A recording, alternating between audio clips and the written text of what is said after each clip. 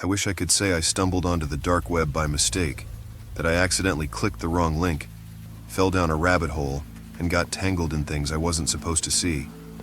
But the truth is, I went looking for it. I always had a fascination with the forbidden, the unknown, the deeper, darker side of human nature. So naturally, when I first heard whispers about the dark web, I was intrigued. I wanted to see if the stories were true, if there really were corners of the internet where the most twisted desires were indulged. I started small browsing marketplaces that sold illegal software and stolen data. It was all so mundane, but the further I went, the more curious I became. I started to hear about the truly hidden sites, the ones that required invitations, passwords, or cryptic keys. These were the places people only spoke about in code. And after months of lurking and digging, I found what I thought I was looking for. A forum post led me to a place called the Echo Files. The name alone didn't mean much, but the description beneath it piqued my interest. A place where you'll find the secrets buried by time, the truth no one else will show you. The post didn't elaborate, but there was something in its tone that hooked me. It felt different, less like a scam, more like a challenge. I clicked the link, and what I found set off a chain of events that I can never undo. The gateway. The site was stark, just a black screen with a single prompt asking for a password. Below it was a message: to hear the echoes, you must know what's lost. I didn't know the password, but that didn't stop me from trying. Over the next few days, I scoured the internet, looking for any clue about what the Echo Files might be. I visited chat rooms, messaged old contacts, and even asked some of the more seasoned hackers I knew if they'd ever heard of it. Most had no idea what I was talking about. But then I got a reply from someone under the username Eraser. They told me they'd heard of it before, but only in whispers. It's not a marketplace, Eraser said. It's not even a game. It's something older, like an archive or a vault. No one who's been in ever talks about it again. If you're smart, you'll drop it. That should have been enough to scare me off, but it wasn't. The more I heard, the more obsessed I became. It was like a puzzle I couldn't leave unfinished. Every night I spent hours trying to figure out the password, and after what felt like forever, I found it. It was buried in an old, forgotten forum. Someone had posted a string of code back in 2012, and in it, hidden between lines of junk data, was a phrase: "Dead echoes sing loudest." I didn't know what it meant, but I tried it as the password. It worked. The files. The website changed immediately. The black screen disappeared, replaced by a list of folders. They were labeled simply as numbers, dates, it seemed. The oldest one was from 1967, the most recent from just a few months ago. Each folder had dozens of files within it, all labeled as recordings. My curiosity spiked. What could these be? Old government secrets? Conspiracy theories? I clicked on the oldest file, expecting static or some kind of cryptic nonsense. What I heard was far worse. The recording started with a man's voice, trembling and breathless. He was talking fast, whispering like he didn't want to be overheard. His words were hard to follow, but I caught enough to understand that he was scared. Terrified, actually. He kept saying things like, "They're watching," and "It's not what we thought." But before I could make sense of it, there was a sudden loud noise. A bang, like a door being kicked in. The man's voice cut off, replaced by a muffled struggle, then silence. That's when the whispers started. They were faint at first, barely audible, but they grew louder as the seconds ticked by, a chorus of voices overlapping, all saying things I couldn't understand. The recording ended abruptly, leaving me staring at my screen, heart pounding.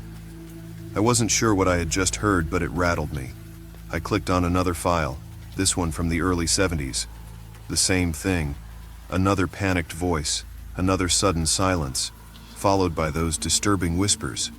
The files varied in length, but they all followed the same pattern.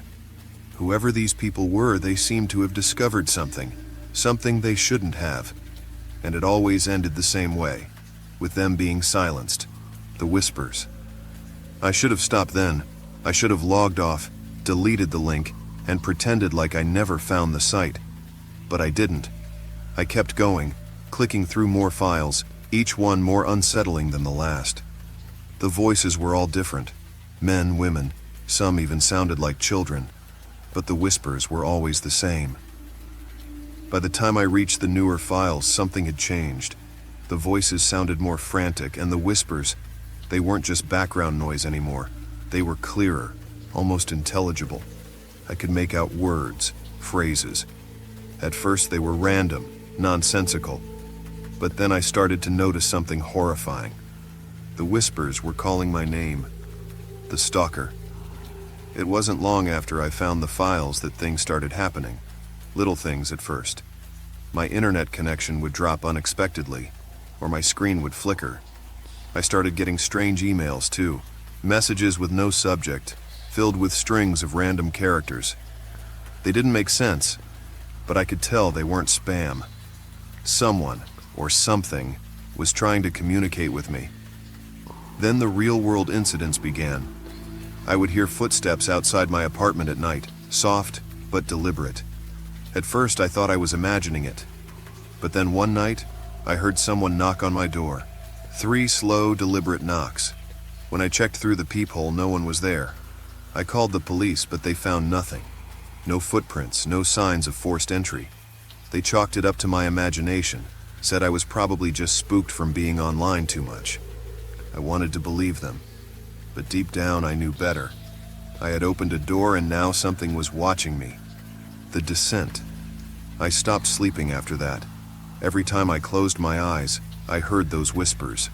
Louder now, insistent, as if they were in the room with me. They would call my name over and over, urging me to listen, to keep digging. I became obsessed with the files. I started listening to them non-stop, trying to find a pattern, a clue that would explain what was happening. But the more I listened, the more the whispers seemed to bleed into my life. I would hear them when I wasn't even on the computer. Whispers coming from the vents, the walls, even from my own phone. One night, while listening to a recording from 1995, I heard something that chilled me to the bone. The man in the recording was begging for his life, pleading with whoever was on the other end of the line. And then, just before the whispers overtook him, he said my name. I stopped the file immediately, my hands shaking.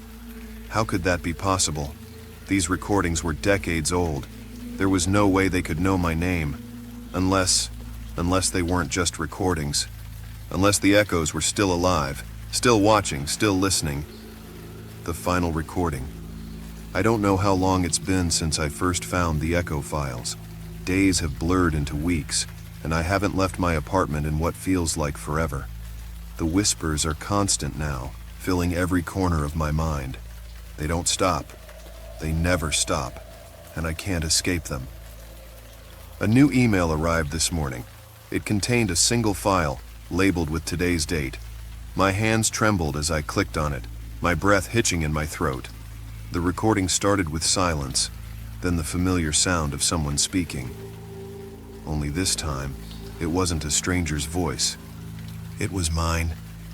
The whispers followed soon after, louder than ever, surrounding me, suffocating me. I tried to turn the recording off, but my computer froze.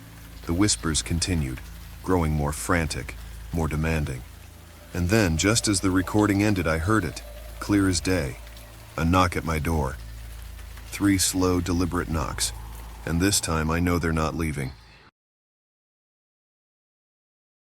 It all started with boredom. No, maybe that's not the right word. More like curiosity. The kind that creeps in late at night when you've seen all there is to see on the surface web.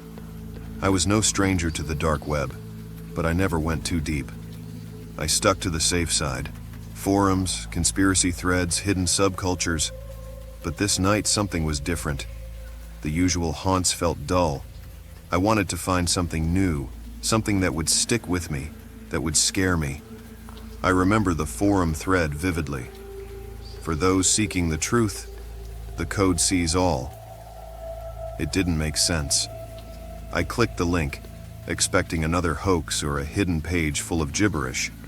Instead, I was redirected to a plain black screen with a single line of text blinking at the top. Enter the code to begin. I should have clicked out. I should have listened to that nagging feeling in my gut that told me this was different, dangerous even. But I didn't. I thought it was some sort of puzzle, maybe an elaborate ARG or some hacker's idea of fun. So I typed in a random series of numbers, 1234. Nothing. I typed again, this time the date of my birth. Still nothing. Hours passed as I tried combinations, personal numbers, historical dates, cryptic phrases. Each time, the screen would flash red for a second, signaling I'd gotten it wrong. But then something changed. I don't know what I typed. My fingers moved on autopilot, maybe a mix of numbers and letters from my subconscious. But the screen flashed green, and the page began to load. I didn't know it then, but that's when everything shifted. That's when I let them in. The gateway to darkness. The site that opened up was like nothing I'd ever seen before. No typical layout, no menus, just rows of distorted images and symbols. It felt ancient, like I'd unlocked something long forgotten. My screen filled with lines of cryptic code, flashing at lightning speed. And then, out of nowhere, a new line appeared at the bottom. Do you want to see the truth? I stared at it, feeling a deep, primal sense of fear rise within me. My finger hovered over the mouse. Every fiber of my being told me to close the tab, shut down the computer, and forget this ever happened. But, like an idiot, I clicked yes. The screen flickered and a video feed began to play. At first it was grainy and indistinct, but then the image sharpened. It was a live feed of someone's living room. I didn't recognize the place. It was a nondescript space, plain furniture, muted lighting, but something was off. It felt too quiet. And then I saw her, a woman sitting in a chair, staring directly into the camera. Her eyes were wide, unblinking. There was something deeply unsettling about her expression, like she was aware of me watching her. Suddenly, a message popped up on the screen. "She can see you." I panicked, slamming my laptop shut. I could feel my heart pounding in my chest, but it was too late. That strange, unnerving feeling had already settled in. Something wasn't right, and I wasn't alone anymore. The visitors. Over the next few days, I tried to shake it off. I told myself it was just a creepy website, a prank designed to mess with people like me. But every time I opened my computer, no matter what site I visited, I'd see flashes of those eyes, the woman from the video. At first it was brief, just a second or two. But then the images stayed longer, lingering in the corner of the screen, and then it escalated.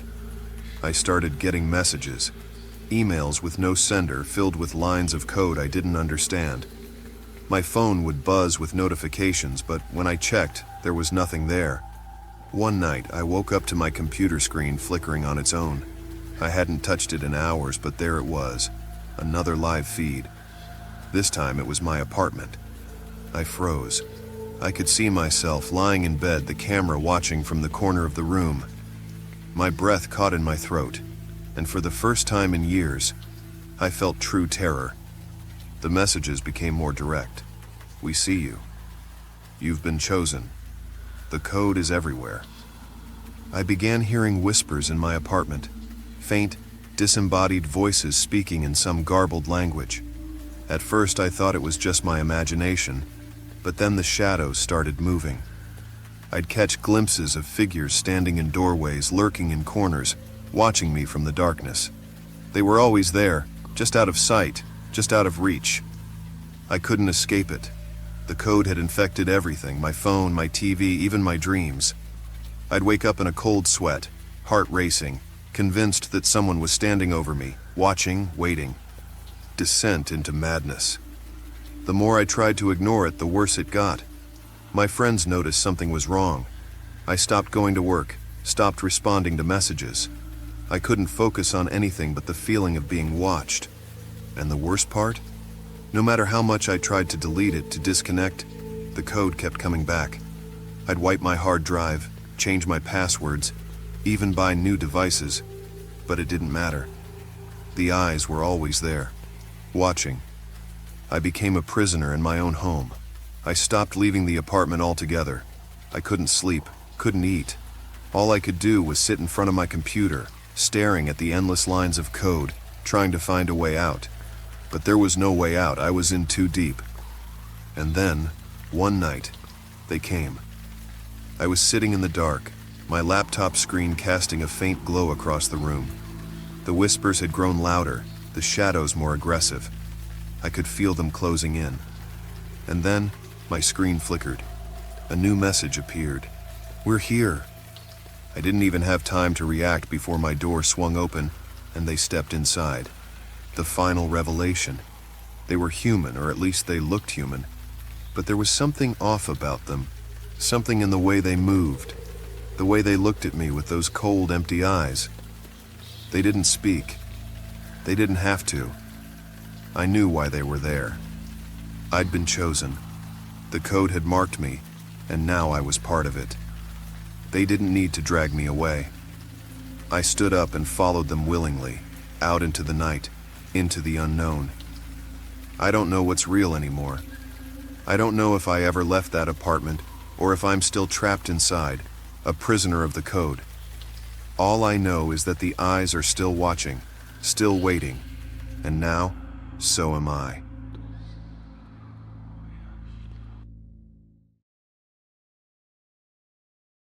I've always been one of those people who is endlessly curious about the things I shouldn't be. When I was a kid, it was scary movies or ghost stories. As I got older, my interests turned to the weirder, darker parts of the internet. Not the typical surface web where most people spend their time, but the deep web, and eventually the dark web. I had no real reason to go there at first. I wasn't looking for drugs or counterfeit money like a lot of people were. My curiosity was purely academic, or so I told myself. I just wanted to know what was out there, what people were hiding. That's how it started. It was late one night around 2 a.m. when I first stumbled upon a strange forum. I'd been browsing dark web message boards for hours, reading conspiracy theories, urban legends, and all sorts of weird, unsettling stuff. But this one forum was different. It had a minimalist design, nothing flashy. Just a plain black background with white text and a single banner that read, "Welcome to the network." I clicked into it figuring it was just another community of hackers, black market dealers, or some underground cult-like group. But what I found was more unsettling than anything I'd seen before. The main thread was titled, "Make a Wish." Underneath, it had a description that sent a chill down my spine. "Tell us your deepest desire, and the handler will make it happen. For a price." I scrolled through the replies, half expecting to find trolls and fake stories, but they weren't like anything I had seen before. These were serious requests. Some people were asking for small things, like money or an easy way out of a bad relationship. But others were darker. There were people asking for revenge, for someone to disappear, for lives to be ruined. And then the most disturbing part, people claiming their wishes had been granted. It was clear that the handler, whoever or whatever they were, had some real power. I don't know why I did it. Maybe it was the fact that I was bored, or maybe I just didn't believe any of it was real. But after reading through the thread for what felt like hours, I posted a comment of my own. "I want proof. I want to know if you're real." That was it. No grand request, no dark desire, just proof. I regretted it almost instantly. It was like I'd thrown a pebble into a still pond and was waiting for the ripples to come back and hit me. But nothing happened. I sat there for another hour, refreshing the page, checking my email, waiting for a reply. It wasn't until the next night that I got a message.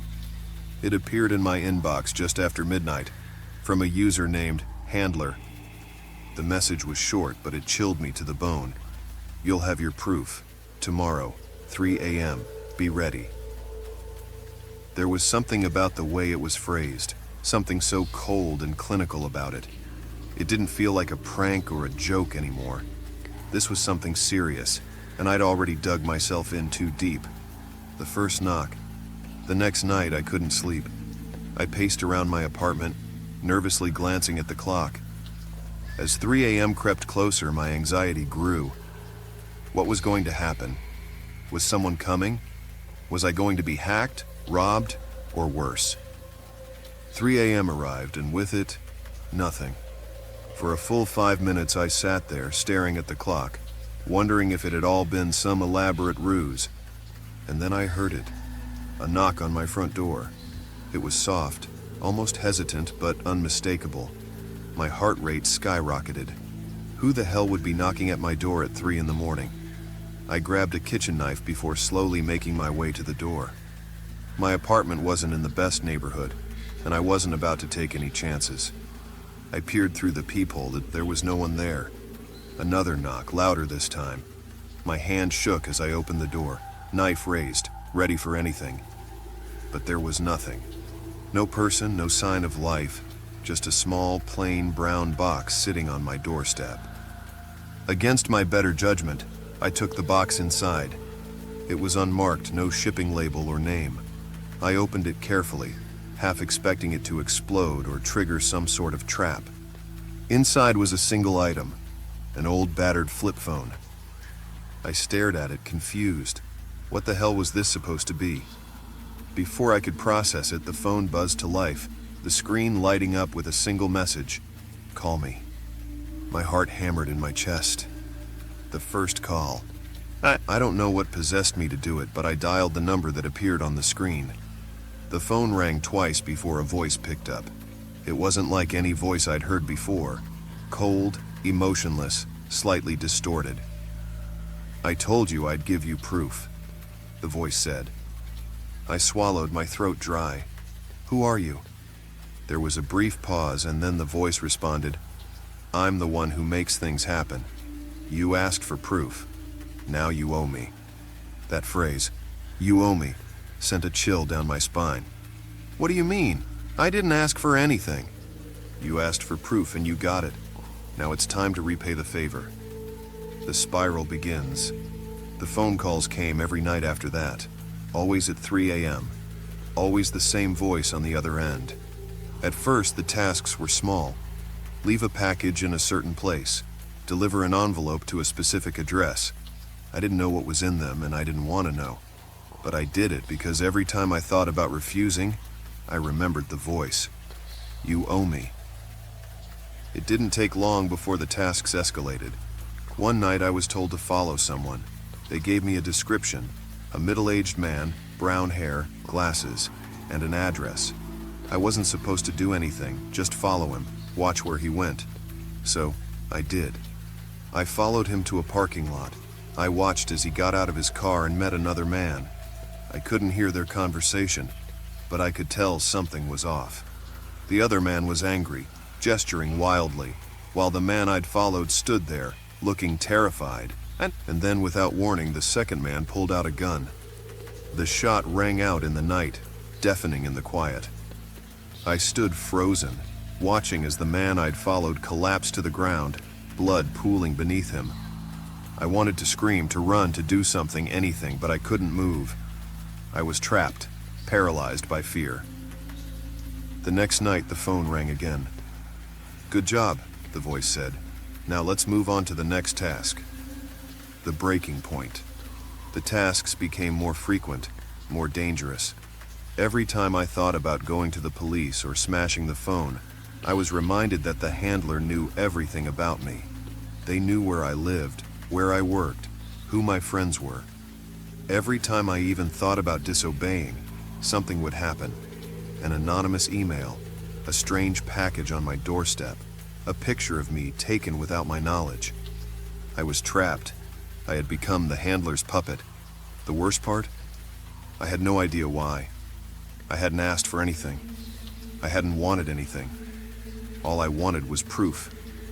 Proof that the dark web wasn't just stories and rumors. And now, I had it. But it had cost me everything. The final call. The last call came a week ago. I knew it was coming. The voice had grown more insistent, more demanding. I had been doing the handler's bidding for months now, and I was on the verge of breaking. When the phone rang at 3 a.m. that night, I knew this would be the end. "You've done well," the voice said, "but now it's time for your final task." I waited, holding my breath. "Kill someone." Tonight. I froze. What? No, I can't do that. You've been following orders for months. Now you'll finish it, or else. What followed was a night of terror, suspense, and a final confrontation that pushed me to my breaking point. By the time the sun rose the next morning, my life had changed forever. And the handler, they're still out there waiting, watching, because once you get involved with them, they never let you go. You know how people joke about conspiracy theories? About how all the stuff you hear about lizard people, secret government programs, and world domination plots are just the work of crackpots in tinfoil hats? I used to laugh too. I used to be that guy, but not anymore. It started a couple of months ago when I was browsing some forums on the dark web. Yeah, I know, I shouldn't have been there, but sometimes you go places just to see what's out there. A sort of thrill-seeking adventure into the unknown, right? I wasn't looking for anything illegal, just a bit of the weird and obscure. But this was different. I stumbled upon a thread with the title, "The Real Truth They Don't Want You to Know." I've seen these types of posts a million times. Always some half-baked theory about alien invasions or secret societies running the world. But the responses were different. The people in the thread weren't just talking, they seemed genuinely scared. They kept mentioning a group called the Purveyors and how they controlled everything behind the scenes, pulling the strings of governments, corporations, even entire nations. According to them, the Purveyors weren't just an idea, they were real, and they were watching. I was intrigued. I didn't believe any of it, of course. I figured it was some elaborate role-playing game or a troll job. So, naturally, I clicked the link that led to their proof. That's when everything started. The link took me to a series of encrypted files that had to be downloaded individually. It was slow, and while I waited, I scrolled through the forum posts. People were sharing strange accounts, how their lives had been affected after they started digging into the Purveyors. Some claimed their friends had disappeared. Others said they were getting constant calls from unknown numbers. But there were also stories that didn't seem possible, about shadows following them in the streets, strange faces appearing in windows at night, their electronics acting on their own. When the files finished downloading, I hesitated. Something in me said, I shouldn't open them. I pushed the feeling aside though. Curiosity or stupidity got the better of me. The first file was a series of photographs. Old ones, grainy black and white shots, but not of landscapes or anything innocent. They were of people, dozens of them, all in formal wear, posing as if for some kind of official gathering. But it wasn't just any gathering. I zoomed in on the faces, the first person I recognized immediately. It was a photo of a world leader, one of the most influential people in history, looking much younger than I'd ever seen him. I zoomed out and looked at the others. They were all there, business moguls, actors, politicians, all mingling together as if they were part of some exclusive club. There was something unsettling about it. They were all smiling, but their eyes were different. Dead, almost like they were being forced to smile.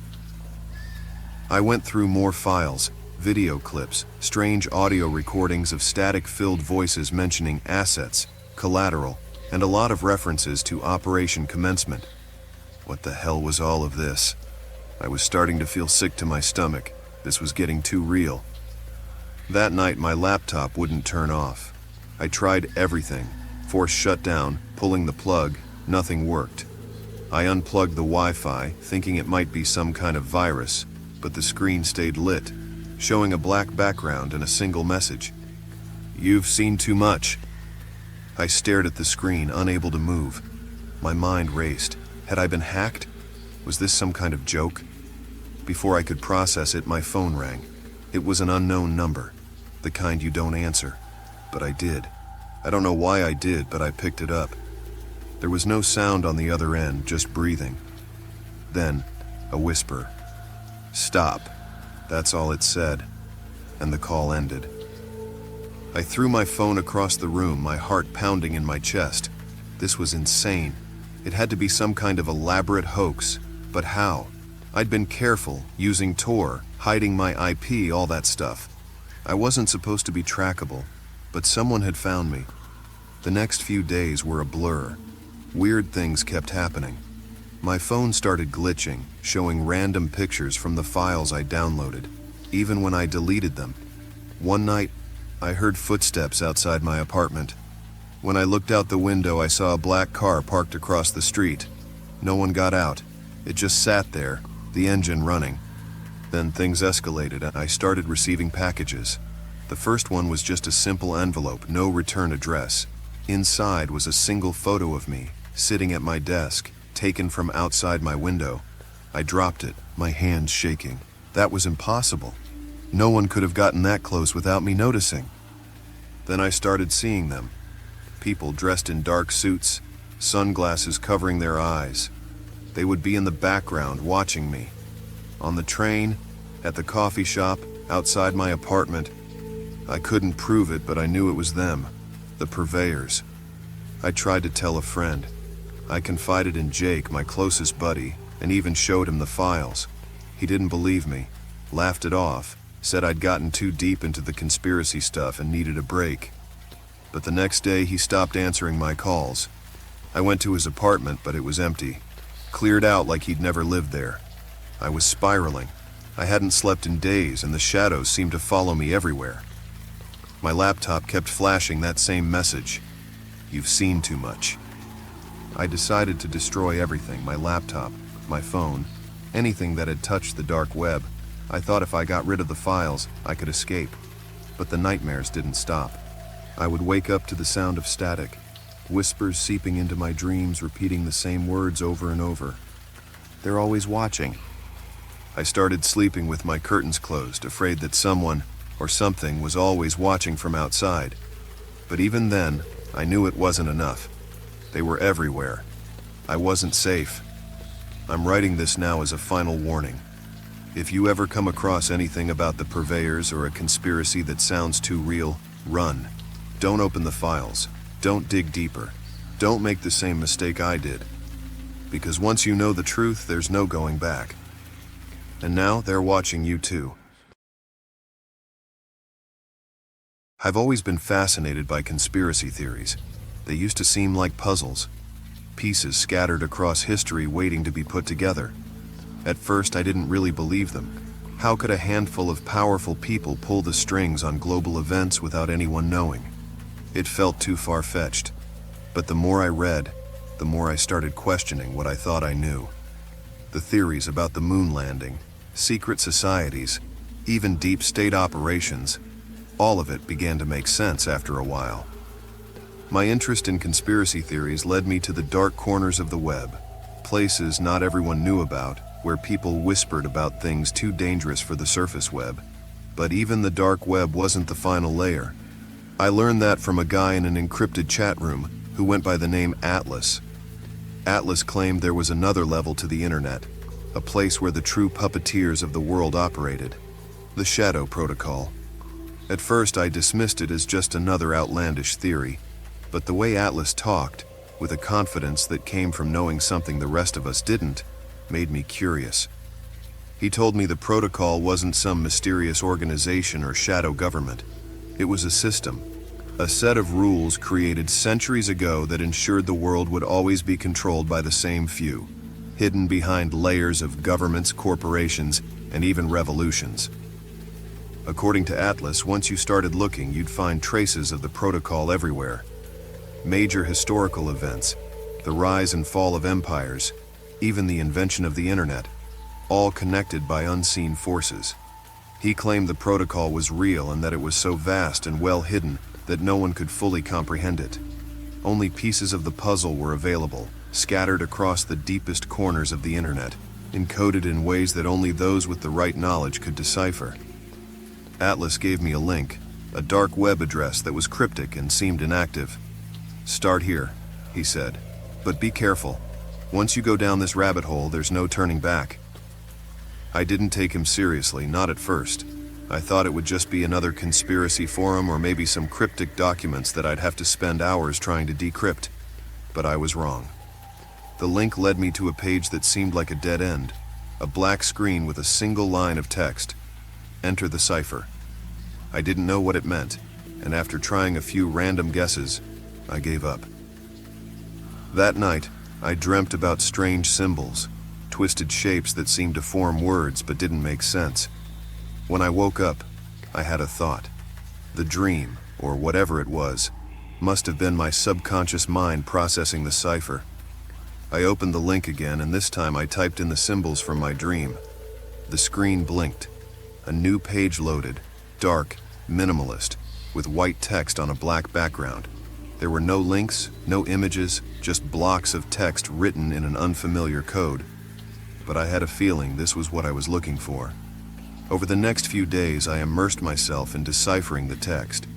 At first, it was slow going, but once I cracked the initial code, it all came flooding in. References to historical events, wars, assassinations, technological advances, all pointing to the existence of a hidden system. This was the protocol, and I was slowly uncovering its secrets. The deeper I went, the more disturbing it became. According to what I uncovered, the protocol wasn't just a passive system of control. It actively manipulated reality, steering human events in ways that served its purposes. Revolutions, economic crashes, even pandemics were all part of its design, implemented to maintain the balance of power.